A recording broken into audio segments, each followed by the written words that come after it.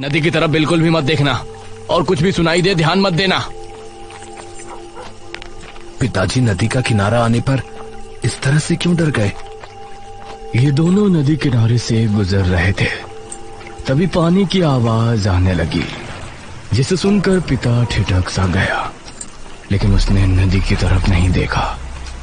तभी दीपू ने नदी की तरफ देखा। एक नाव किनारे की तरफ आ रही थी। उस नाव पर कौन बैठा था ये नजर नहीं आ रहा था।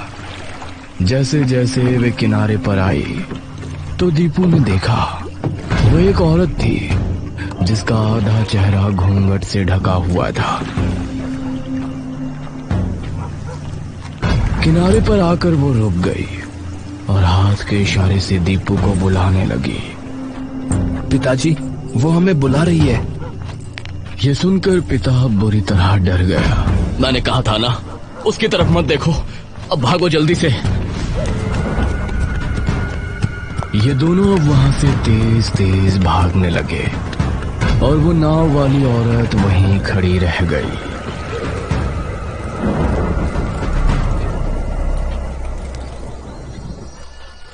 एक महीने बाद दोपहर का समय था। गांव के लोग अपने अपने कामों में लगे हुए थे। उसी समय एक जोड़ा टांगे में बैठा गांव में आया। आइए बाबूजी, मधुपुर आ गया। रमेश ने सहारा देकर अपनी बीवी निराजनी को उतारा और वो वहां खड़े मुखिया से मिला। जी, क्या आप ही मुखिया जी हैं? हाँ, मैं ही यहाँ का मुखिया हूँ। मुखिया जी, ये कौन है? ये मेरे बचपन के दोस्त भानु प्रताप का बेटा रमेश है। पेशे से लेखक है। बहू गर्भान्य है तो शहर के करीब रहना चाहते हैं। अब हमारा गांव तो शहर के बहुत करीब है ना, इसलिए ये आज से यहीं रहेगा। आपका बहुत बहुत शुक्रिया मुखिया जी।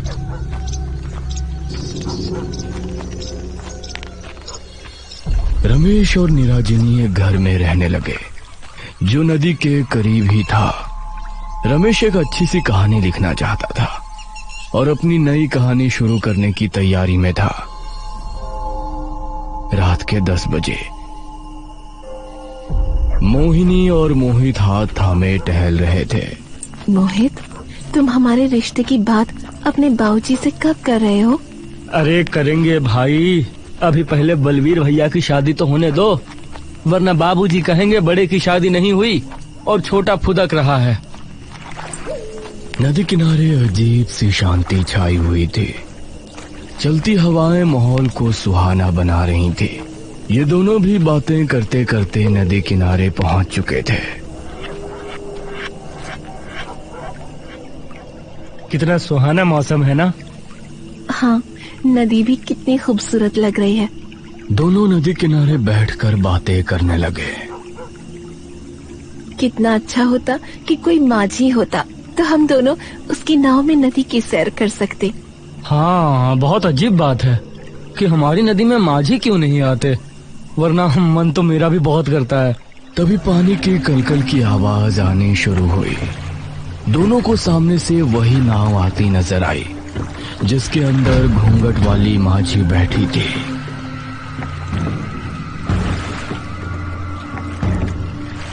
अरे वाह, ये तो बहुत अच्छा हुआ। वो देखो, माझी आ रही है। माझी किनारे पर आ गई और उसमें बैठी औरत शांत रही।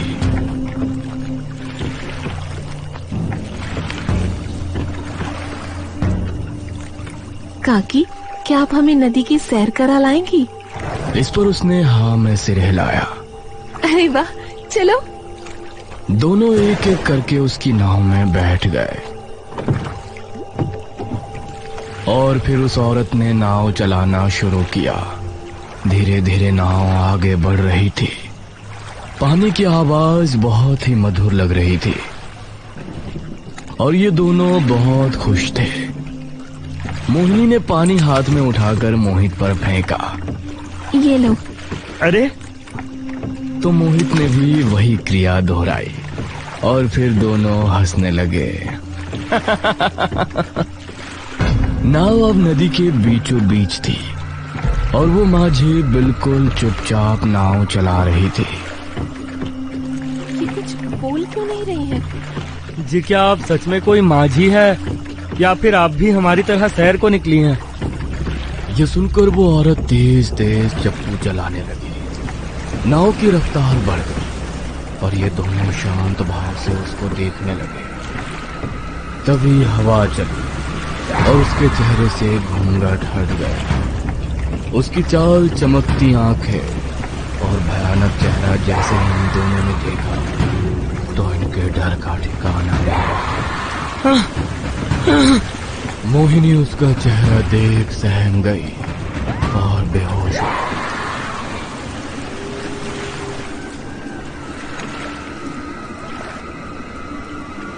कुछ देर बाद मोहिनी की आंख खुली तो वो किनारे पर अकेली पड़ी थी। उसने इधर उधर देखा और खुद को अकेला पाकर घर की तरफ दौड़ पड़ी।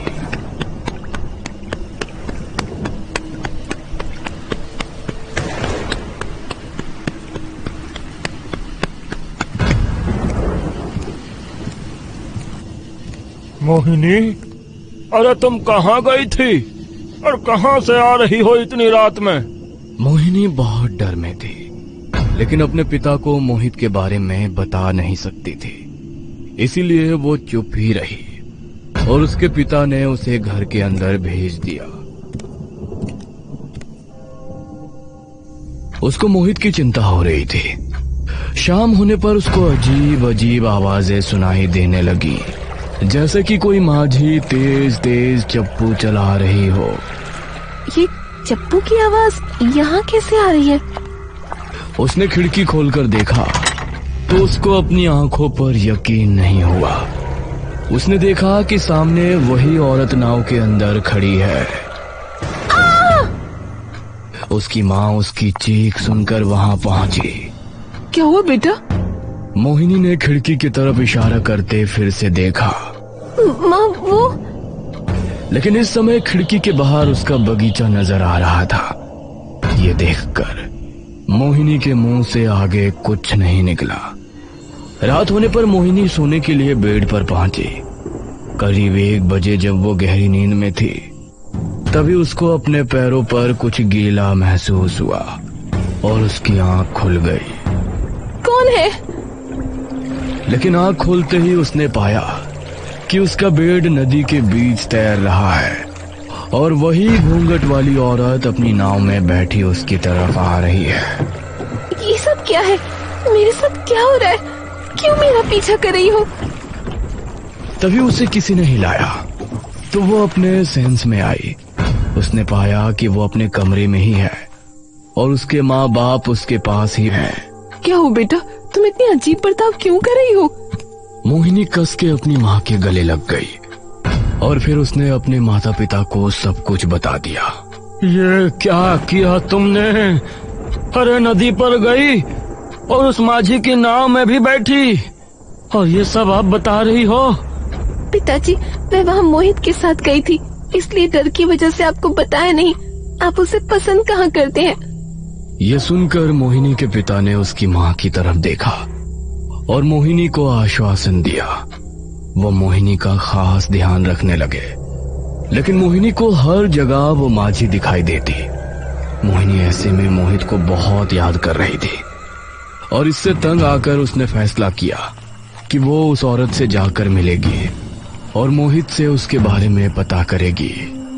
रात 12 बजे वो नदी पर पहुंची तो सामने उसको नदी किनारे वही औरत खड़ी नजर आई।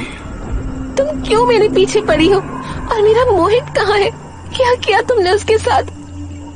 आओ मेरे साथ आओ, मैं तुमको उससे मिला दूंगी। मोहिनी उसके कहने पर वापस माझी में बैठ गई और फिर उस औरत ने नाव चलाना शुरू किया।